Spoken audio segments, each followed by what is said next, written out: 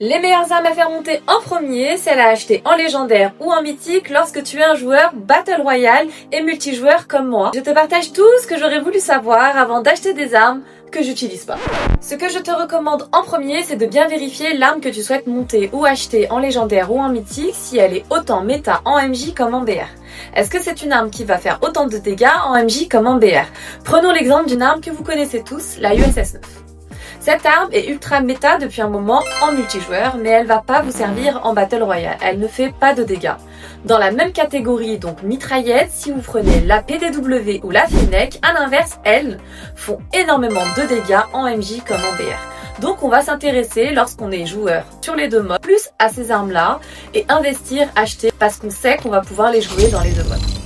Maintenant que vous avez compris où je veux en venir, vous aider à faire le meilleur choix d'armes en fonction de votre style de jeu, voici une liste des armes les plus jouées, celles qui font le plus de dégâts, les plus méta, depuis très longtemps sur Call of Duty Mobile, sur les deux modes.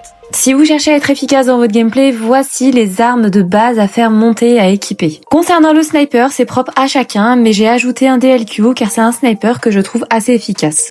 Évidemment, dans cette liste, je vous ajoute des armes complètement sous-cotées et que je recommande très fortement. D'ailleurs, si toi aussi tu as d'autres armes à proposer, n'hésite pas à les mettre en commentaire et surtout pose-moi tes classes.